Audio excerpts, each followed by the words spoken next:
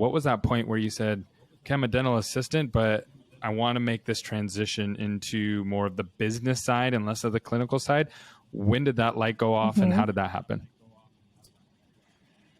For me, it was almost accidental. I followed a doctor that I had worked with when he was an associate into his own practice, and he this experience shaped a lot of my future path in dentistry. But he, like many doctors, acquired the team with the practice. It was a very dysfunctional team with some nice people that had been poorly managed for a really long time, and one not so nice person that happened to be his front office person. And there was a lot of stress and tension with keeping her on. And ultimately, the doctor let her go. And I just sort of had to figure it out up front. Like it was just kind of me and him. And it turned out that because I understood his dentistry and I had assisted him, I was actually much more valuable to him on the front end of the patient experience. I could close a treatment. I could bring in new patients. I could manage his schedule in a way that previously hadn't been able to happen for him. And so I really just sort of fell in love with running that part of the day and that part of the patient experience. And then kind of, I guess, in my own entrepreneurial way, brought that to his practice even back then, just sort of took charge of it and made it my own. Got it. So, so it was really just creating those opportunities. You created opportunities for somebody else and they noticed it and you slotted in more to the business side, which makes total sense. And then at what point did you go from that, hey, I'm helping somebody, I'm more in the business side, I'm less in the clinical, to I can do this. I can be the entrepreneur now. And you were kind of like, sounded like you were an entrepreneur there for a bit. What happened there and how did you move through that transition?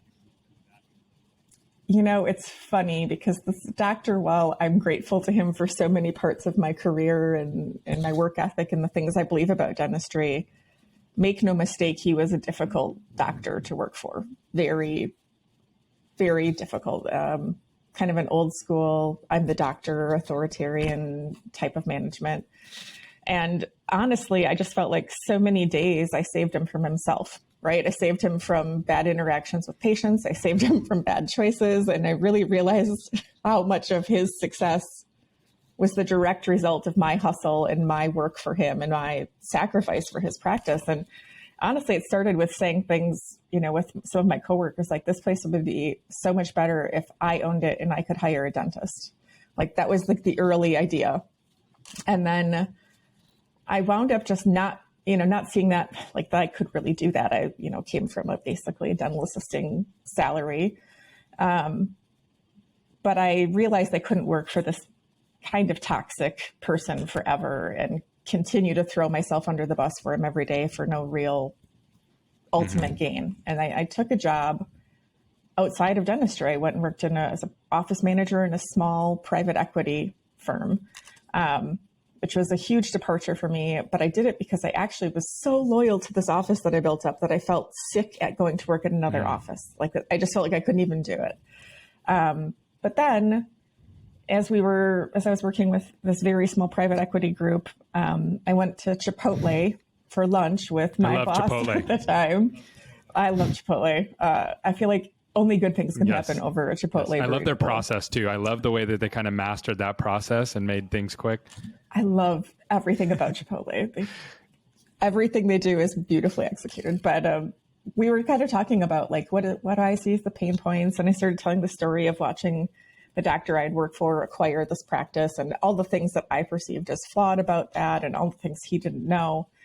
And we kind of just launched the idea of a small fund where we could ease the transition process in private practice dentistry and create an affiliate group. So this was sort of early DSO days, and I didn't really want to be corporate. That was kind of yucky at the time, at least in Wisconsin. No, that's but Wisconsin was that's what state. I was taught as well. I was taught, because I only worked with single practices, and every consultant, every dentist that I ever talked to said DSOs are the devil, and that's like the worst thing in the world.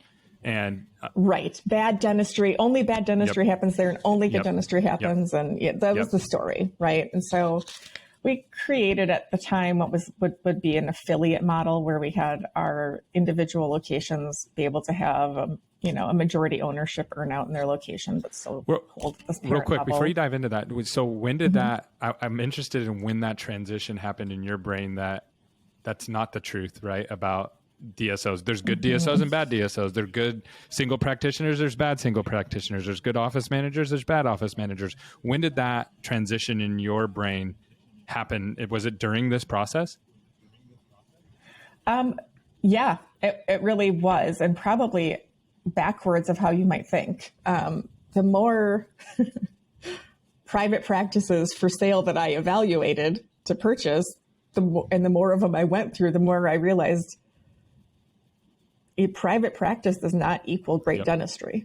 It's not a guaranteed correlation. And so, if that could be true, then it could be true the other way. And then as we started hiring in young dentists that had come from these corporate backgrounds, I realized many of them were great dentists. And so it was very firsthand that I realized that the quality of dentistry doesn't correlate to the corporate structure that you operate under. Now, there might be pros and cons of private practice versus DSOs. Obviously, that we could talk about those all day, but anytime somebody wants to kind of get uppity about corporate practice to me, I'm like, well, I've had the unique experience of seeing a lot of dentistry firsthand. And I'm not a dentist, but I can tell you based on redos and fall apart rates and, my own eyes, I was an assistant for a long time. I have learned a lot about dentistry, that there are a lot of really nice guys practicing really bad dentistry in private practice. Yeah. A lot of really good guys practicing really good dentistry. There's just you can be good or bad. It doesn't really have to do with that setup. Absolutely. And then so now you're part of an affiliate, you called it. It wasn't exactly a DSO yet. And right.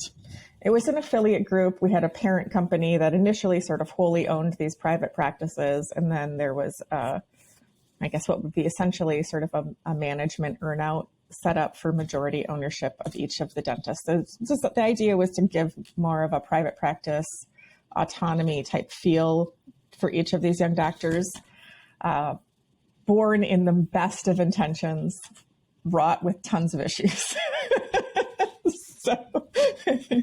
So how many? So you had 7 practices, and then what was your role there? What was your title or job, or were you kind of wearing a bunch of hats?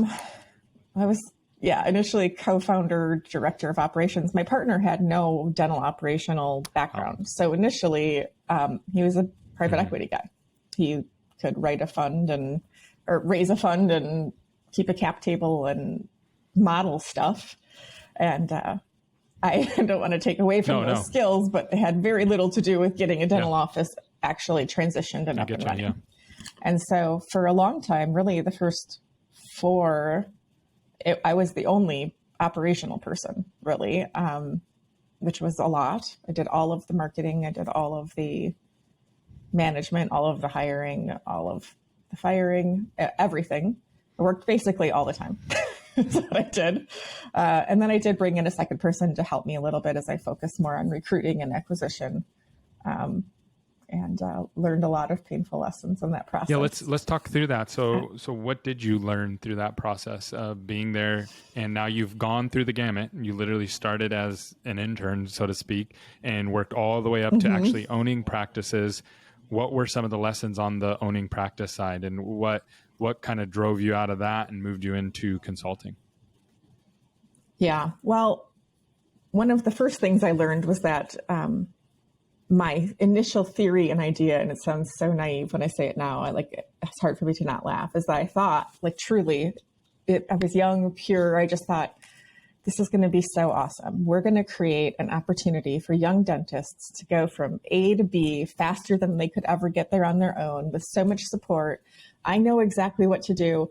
I'll tell them exactly what to do. They'll be grateful for that, and then we'll all be successful. And that didn't work? No. it wasn't, my input was not always received with such gratitude. And often, when you are in the position of being both the person who is, has fiduciary responsibility for investor money and the pressure of performance of these businesses, and you're the one with the know-how who has to give the direction and the feedback, I was in a position of having a lot of hard conversations. And I was ill-equipped to do so. I didn't have a background that set me up for being super successful with those things. And then the other side of it is, unfortunately, I had a partner who would privately prop me up to go have those hard conversations. And then after the fact, when they didn't go great, would completely undermine me. And it was really toxic, and it went on that way for years. And ultimately didn't work out, which is why I'm not doing that anymore. It was not a very healthy partnership on that And then level. how did you break that? I mean, it's not easy just to leave something that you own. How did you end up breaking that relationship and getting into starting your own consulting firm? At the end of the day, I was basically voted off my own island. It was really, really painful. It was honestly like one of the single most traumatic experiences of my adult life. I was really devastated. I put years and years of my life on the line to build that whole thing. In the end, to feel somewhat betrayed by somebody I thought was my partner and my friend. But also just to realize that all of the people I had trained up and brought on and lost sleep over their well-being, when you're gone, very few of them really care.